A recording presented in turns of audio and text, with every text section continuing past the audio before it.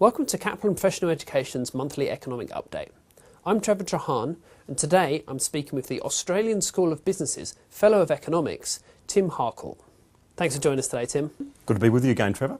We saw the RBA keep interest rates on hold once again in December. When can we expect the interest rates to move, and what will need to happen to trigger the move? Well, it's interesting, the Reserve Bank did keep rates constant in December, and most market economists were expecting a rate rise next year. I think with the new data out of Europe, particularly Germany and China, I think now people would expect there could be a rate cut, and it could happen. It could happen in February or March. Typically, the RBA doesn't meet in January, so we're probably waiting till February and March.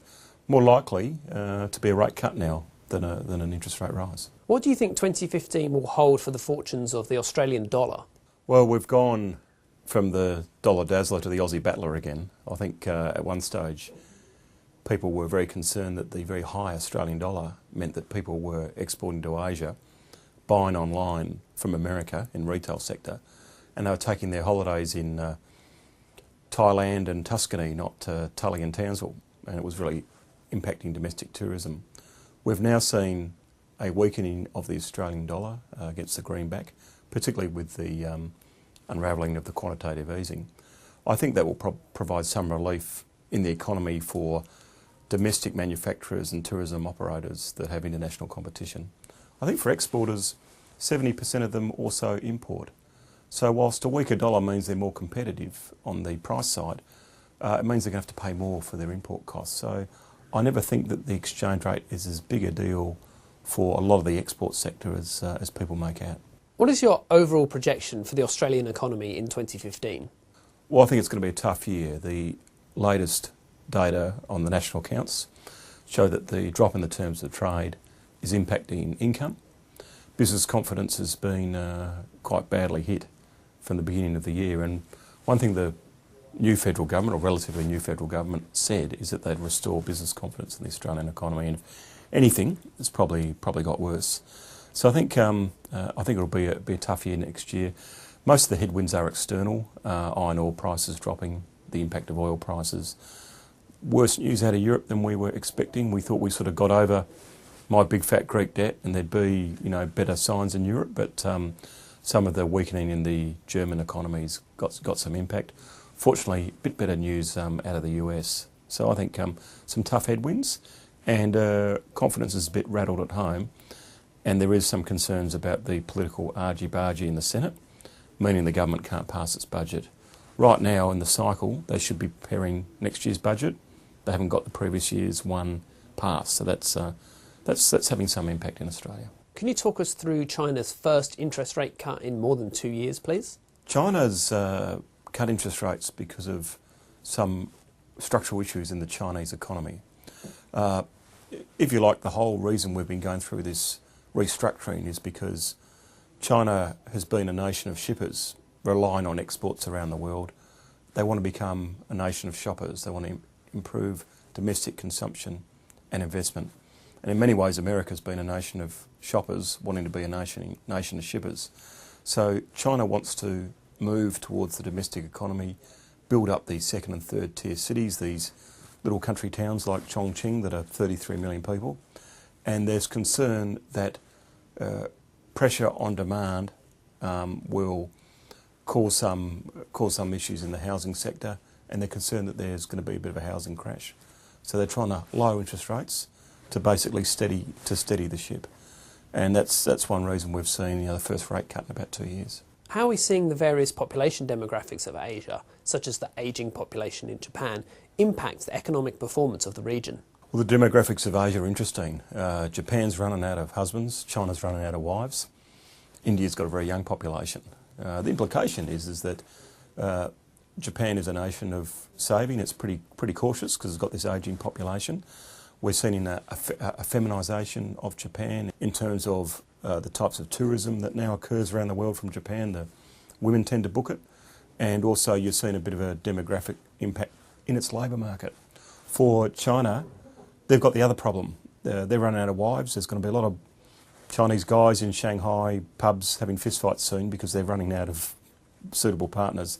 So that's going to cause a problem, I think, in the Chinese labour market. They're actually going to hit skilled labour shortages into the future, and that's going to have some impact for Australia. India's Prime Minister Narendra Modi has been hailed as the economic saviour of the country. Is that optimism well founded? Bit of Modi mania in Australia, wasn't there, after the G20, and we'll have a free trade agreement, we think, within 12 or 18 months with India. Look, I think Modi's got a big majority. There's a new resurgence of Indian nationalism in the diaspora around the world. I think to some extent when I was in India in August, he talked about improving India's defence capability and improving Indian infrastructure.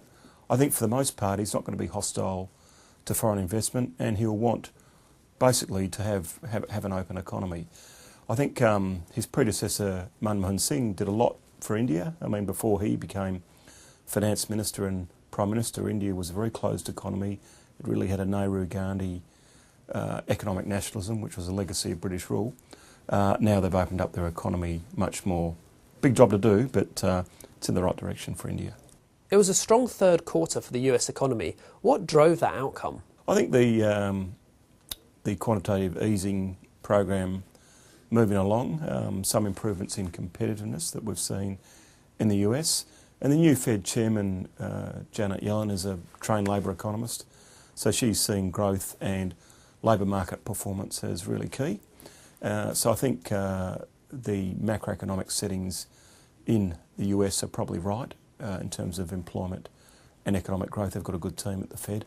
There's some issues with Congress now, of course, between Obama and the Republicans, but despite that, probably the macroeconomic settings have improved. The US unemployment rate dropped to 5.8% in the last quarter.